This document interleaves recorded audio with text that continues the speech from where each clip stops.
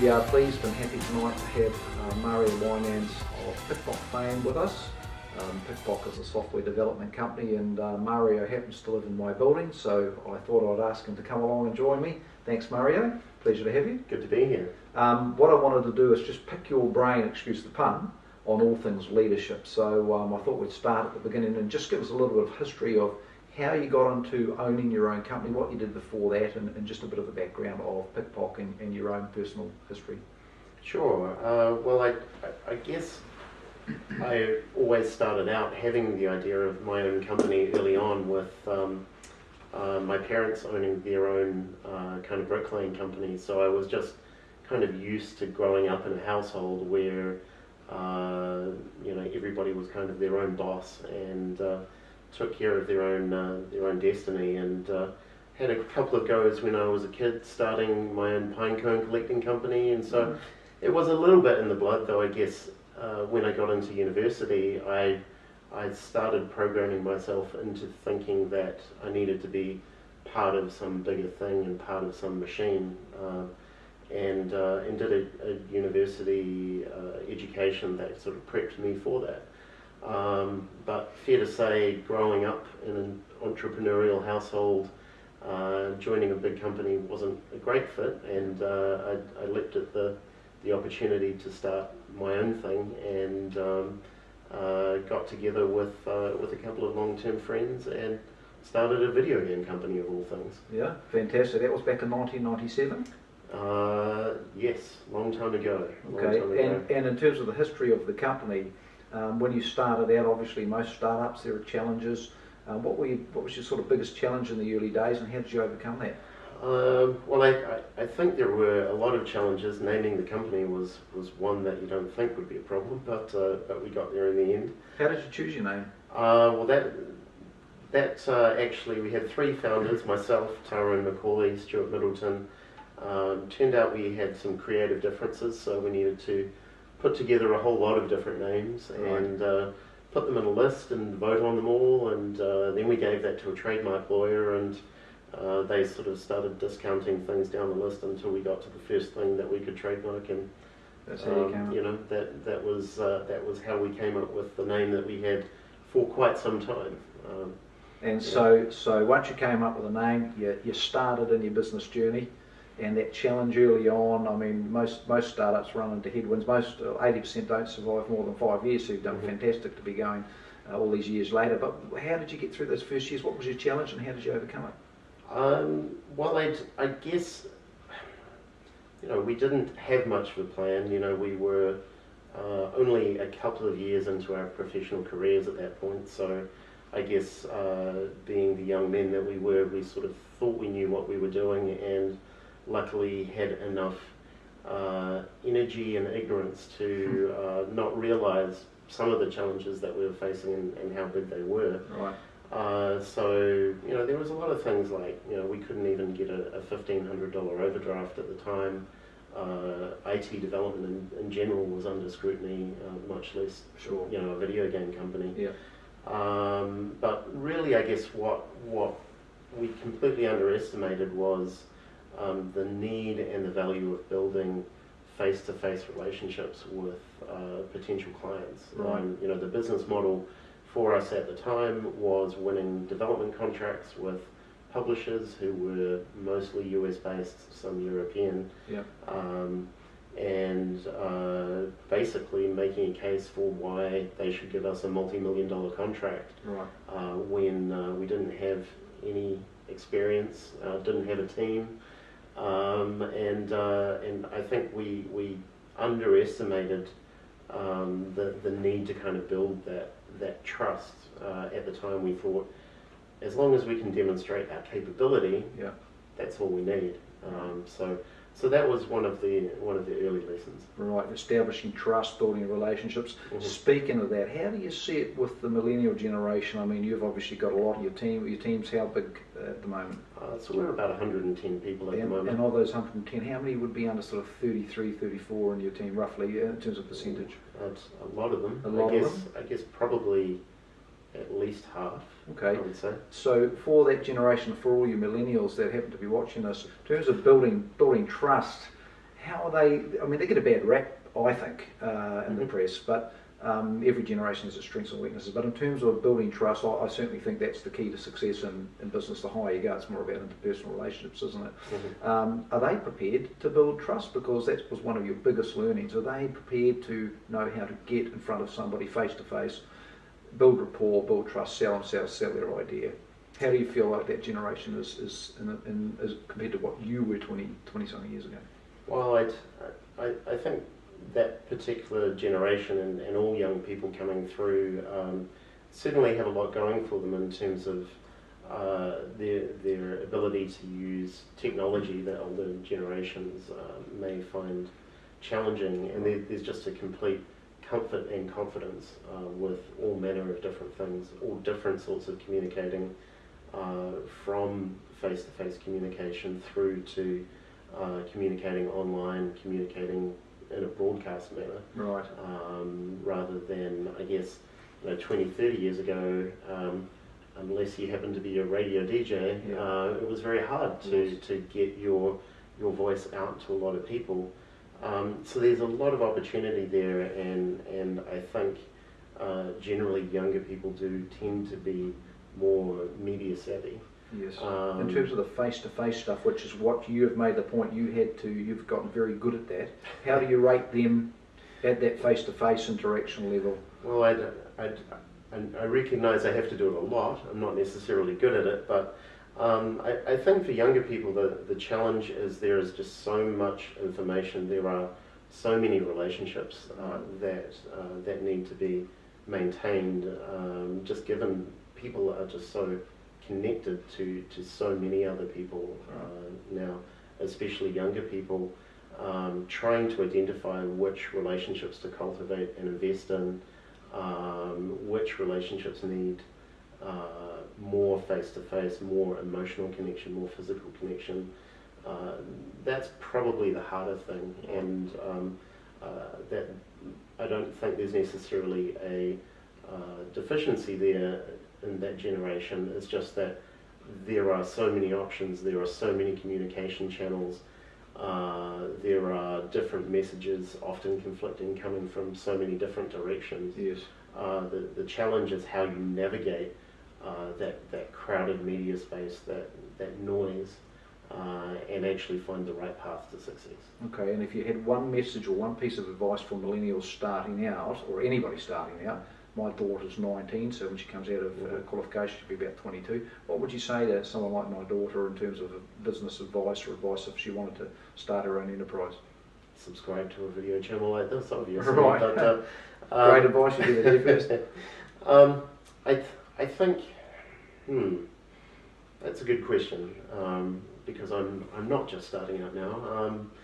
I think really listen.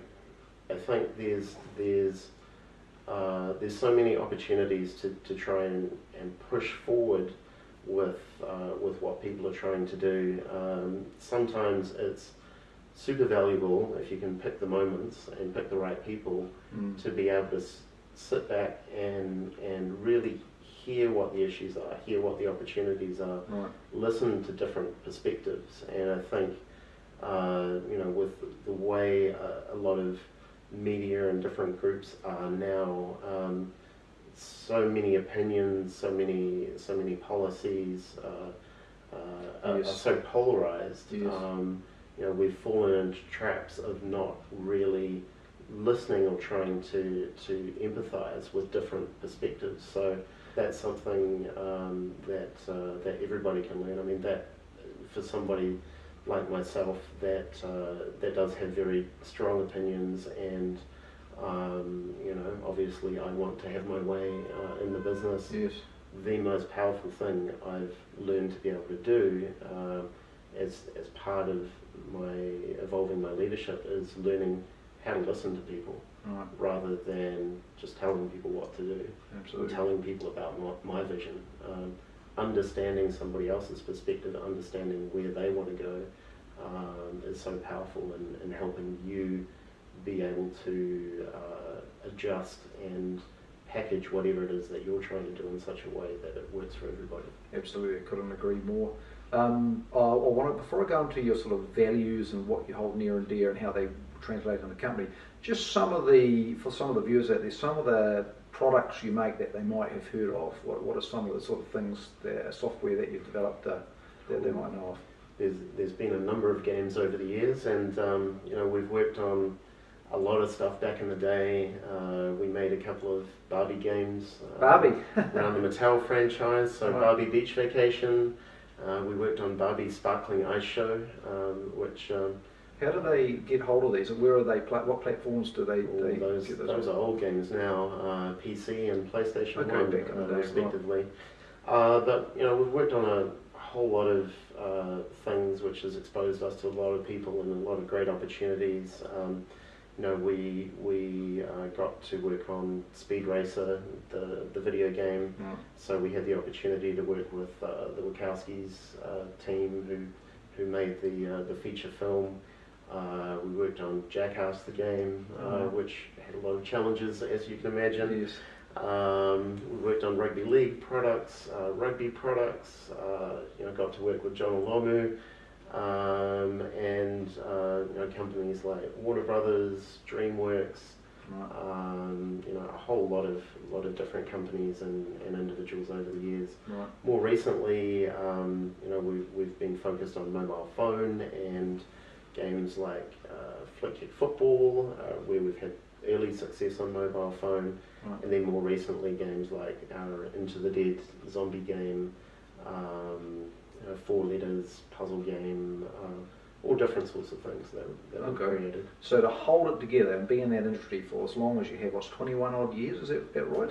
21 years this month. 21 years, congratulations, happy anniversary. I hope I'll get invited to the party. Party's in a couple of weeks. Fantastic. So, upstairs or at work? not at my place, Yeah. not 110 people.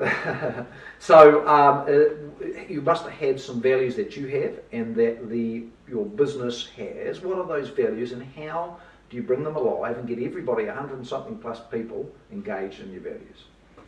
What are they and how do you do it? I think there's a few things that I've tried to carry through the business, and I think that was something that I was kind of brought up again in a home business environment, small business environment, but my parents running their business, integrity, quality, making sure that you deliver on what you say you're going to deliver on. Yeah, absolutely. Those are really the core things that I wanted to carry through into PikPok and permeate everything that we do. And we operate in a very ethical way. We're very straightforward, transparent, honest. And we try our best, and we don't always succeed, but we leave nothing on the field. Everything we put into the product to get the best experience that we can and deliver to the best of our ability. And Sure. sometimes that hasn't worked out in our favour. When you enter into a competitive bidding process, sometimes it's useful if you want to win to be hyperbolic or overpromise, to be misleading about things. But that's not our style, and it's not my style, and that's meant that we have missed out on things. But at the same time, I feel that in almost every case where we've missed out because of that sort of thing, the winning bid has fallen far short of expectations. Yes. And I felt that we've always been able to then turn to other opportunities where we have been able to have a trusting relationship with the partner that's believed in what we believe in, and we've been able to create something that's been mutually beneficial. Fantastic, and a great lesson backs up what I teach. Stick to your values over money and work with people, even customers. If their values don't match your values, don't work with them, right? Yeah. And that's, I think, one of the keys to your success from what I can see from the outside looking in. In terms of your leadership challenge, what would have been your biggest leadership challenge over all those years? It's a tough question. Yeah, I mean, there's many little stories along the way, but I guess, you know, I'm not really a natural leader, in the sense that I'm a bit of a loner, a bit of an introvert. It was very difficult for me to start speaking in front of any kind of group or any kind of audience. You know, that was something I recognised already at university and started trying to take some steps around. But I think that was something that I've just had to develop over the years. And I guess being an introvert, despite all that practice, if you have to get up and talk in front of 500 people, sometimes the nerves still get going. But you know, that's been something that I've just had to kind of work at over time to get that kind of comfort level. Sure. But I guess, you know, I think I mentioned before, being able to listen and develop those kind of conversational skills. You know, when you're an introvert, it's hard to, I guess, show empathy a lot of the time. Right. So sometimes even when I'm listening and taking it in, I may not have the body language that supports that. So I guess, you know, being conscious of the limitations of my communication and making an effort proactively to try and develop those skills. How do you do that? Something. Do you just read books on that, or do you get training, or you just what's the learning process for you? There's a few things that I've done. You know, professional training, professional coaching. I was doing that for a while, and that was really good. I think there were a few things there a few little exercises that were quite useful to help me. I guess overcome some of my own confidence issues and things like, I remember one of the little tasks I was given was on the next flight I had to keep asking the air steward for water. And just keep asking and keep asking and keep asking, even though it was making me uncomfortable. Sure. And I didn't actually need the water, but it was just a lesson in kind of pushing beyond my comfort zones and my comfort levels, and I guess it sounds stupid, but you know, it's that sort of thing that makes you understand. You know, not everybody's judging you, or actually, if you reach out for help, people are often willing to give it. Absolutely. So you don't need to go through life apologising or worried. Turns out, you know, you can be more aggressive, I guess, and be, I guess, ask a little bit back from the universe from time to time. Absolutely. I mean, Einstein said the biggest question we decide is whether we live in a friendly or hostile universe, and you've decided, right, it's a pretty good place, right? Humans are innately pretty good people. In terms of leadership challenges, and you talked about conversations, what is the most difficult conversation you have to face as a leader, and how do you deal with that? Well, there have been different situations that have arisen over the years. You know, we've had projects cancelled on us. We've had great opportunities that the team has been excited about that have been whisked away at the last minute. We've faced our fair share of financial trouble as well, and we've had to go through redundancies in the past. Right. And that's a really difficult time, but again, I think part of what is the right thing to do in those situations is to be open, is to be transparent, is to be honest about what's happening, and have people understand what's at stake, have people understand what will be hard, have people understand what needs to be done to get things back on track. Sure. So those are really difficult conversations to have. But you know, again, I think once they're had, everybody feels better, even if the situation is very challenging or worrying. Sure. Okay, so you've obviously dealt with your deepest fears over the years, but you'd also have strengths as a leader. What do you reckon is your greatest strength, and sort of how do you leverage off that? Maybe that I'm usually right. I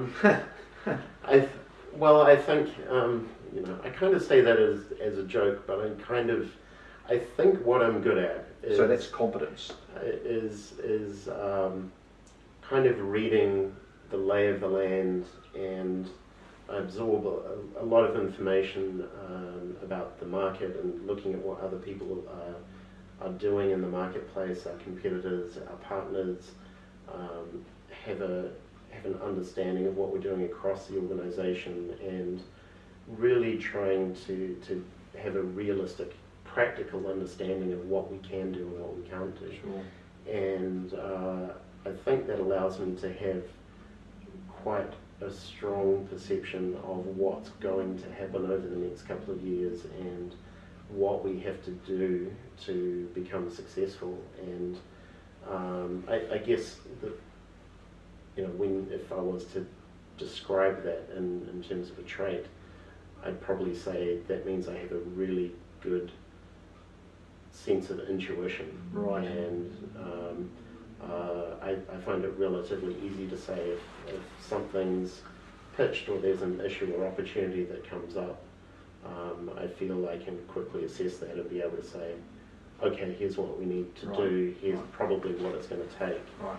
And we can jump through those hoops, and most of the time it kind of pans out how I think it will, and I think that my wider team recognises that decisiveness, and they know that I've done the research. Yes. So there's a level of trust that they have in terms of my judgment. Right, so business savvy is something Warren Buffett, by the way, team and directors, he says one of the things he wants is business savvy. It's the hardest thing to find, and that's probably your greatest strength and what's kept you going all these years, and you can't buy that.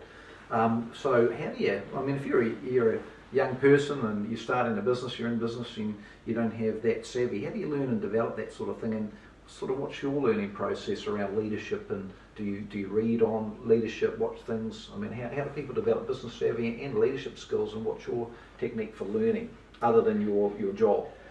I think in reality the job has been the best classroom. Right. Because especially over the course of a couple of decades, you get a lot of different situations thrown at you, and I think it's very hard to learn about or anticipate or be taught how to deal with how to respond when somebody is crying in your office for the first time. I did a computer science degree and a management degree at university, and there was no paper in there at all that was like, absolutely, here's how you deal with someone who's crying. So I think there's a lot of stuff that isn't really taught, that you kind of have to learn through osmosis. I think a lot of management material out there is just so process focused, right, and focused on the mechanics or the technicality of the business. Couldn't agree more. When I actually came out of university and I was with KPMG as a consultant for a couple of years, I was shocked to find that 99% of business problems were actually nothing to do with the process or the business model or any of that kind of stuff you can easily map onto paper and draw lines between the flowcharts and reorganize. Yes. It comes down to people and their agendas and their relationships and their hang-ups and their talent or lack of talent, whatever it may be. Absolutely. So I think for me personally, a lot has come through just that hands-on experience. Yeah. And intuition that you talked about earlier. Well, the intuition, I guess, is I just spend a lot of time reading, watching, everything from being in the video game industry, from watching people play things, standing in a video game store trying to understand how they've laid things out. Reading articles online, participating in online communities, just trying to absorb every different channel from the consumer's perspective through to all the way through the value chain. Right. Because I guess if you can understand everybody's motivations around you, then it helps you understand how you fit into everything, and as I said before, you can kind of maximize or alter what you're doing to become successful. Absolutely. So yeah, there's I think building the intuition just comes from learning and trying to stay on top of all those trends, all that data, all the customer opinions, developing the leadership stuff. That's a lot fuzzier and absolutely a little skills, bit more hands-on. Right. I will say that the professional coaching that I did was very valuable. I mean, that's probably been the longest term training engagement that I've had post-university, having done that over the course of a couple of years. Sure. And that was very powerful, and that was mostly focused on understanding more about myself. Yes, and absolutely. And my relationships and my communication with other people. Absolutely. So that actually wasn't so much about how to become a better person, a better business person, but more about how to become a better person. Yes. And how to interact and get the best out of other people, which obviously translates into a business sense quite well. Absolutely, you backed it up, and everything you've seen, team, that's how I work, and that's how my philosophy is that if you want to be a great leader in business, you just got to be a great person and a great leader in life with your family, friends and loved ones. And it's interesting you said that. University, these business courses, we all took them, I did one. Mm-hmm. Nowhere in there does it talk about how to deal with people, really. There's nothing on that. And you're right, you go out there in the business world and you start dealing with people as a leader, and that's where all the problems have. I talk about the two P's, people and problems. 90% of my conversations with my clients are always spent around people. So a couple of things to finish up with, because those are really great key themes, Mario. If you could go back and talk to yourself 20 years old, what would be what would you tell your 20-year-old self before you start on this journey again? What would you say to yourself? I think the key thing would be just to listen more. It took me a few years to kind of get round to doing that, and I think being at the point coming out of university, having a lot of great ideas, having the world at my feet, it was very exciting, and I knew what I wanted to do.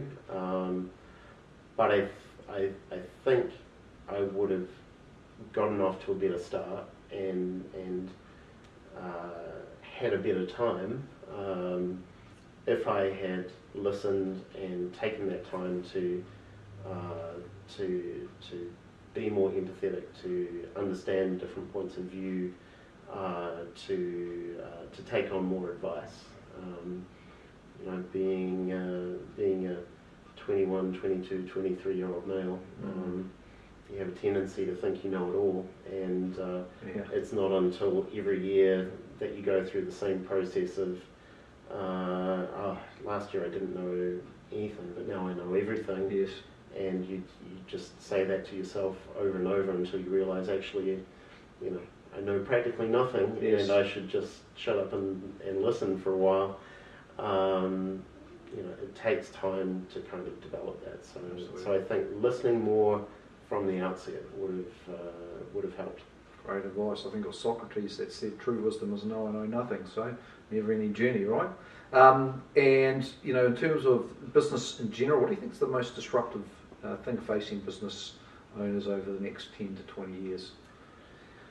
Well, I think some of the things that businesses will be facing will be things that will disrupt societies, whole economies, whole countries.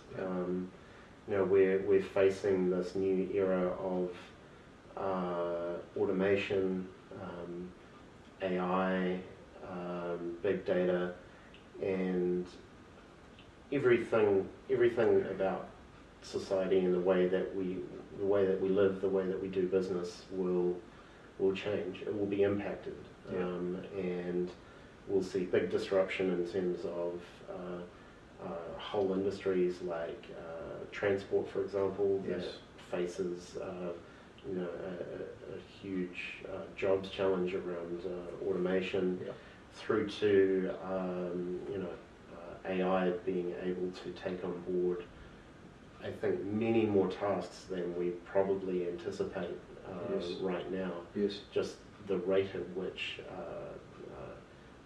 artificial intelligence is developing and where it will be in the very near future, I think, will be astonishing. So, I think we should be prepared to change in business and in our personal lives, and I don't know what the future will be, because I think it will be just that disruptive on that many vectors. Right. But I think at the same time, while there will be issues that arise from this sort of situation, there will also be opportunity. Yeah, absolutely. What does it mean when we free up large portions of our labour force to be able to direct that energy to somewhere else? What does it mean to be able to automate a lot of menial tasks or things that we might need large numbers of people to otherwise achieve? What can a small team that has access to artificial intelligence, that has access to big data processing, small groups of people will be able to do amazing things that we wouldn't have been able to do before. So we need to be flexible, we need to be prepared to change, but there will be huge opportunities coming out the other side of that as well. Absolutely, and my 2 cents worth team is it's no different than any other change that we've had. I mean, when mechanical farm gear came into the thing, everyone thought farming's over, all those jobs gone, they just shift. I remember in the 80s when people were bemoaning, reporters would stand on the main street and bemoan the fall of the strip mall, strip shops, and now they've just turned into the coffee shops. So we used to have horse and cart, we don't anymore. So great opportunities, as you say, and I think that's the way to look at it. And the last thing is Buffett's, one word, Ron Buffett's one word to describe himself as focus. If you had one word to describe yourself, Mario, what would that word be? Determined. Determined. There you go. So, look, some great messages there. Thank you very much, Maria, for joining me today. Great messages there, team, around perseverance over the long term. The key to success, the higher you go, it's all about interpersonal relationships. So if you want to learn more, visit my site. There's a whole bunch of stuff on there on how to build rapport, build trust, and how to interact with other human beings. And number one book I recommend on that, How to Win Friends and Influence People by Dale Carnegie, written in about, I think, 1936, 37. The same lessons apply today as applied back then. Thank you very much. Thank you. Cheers.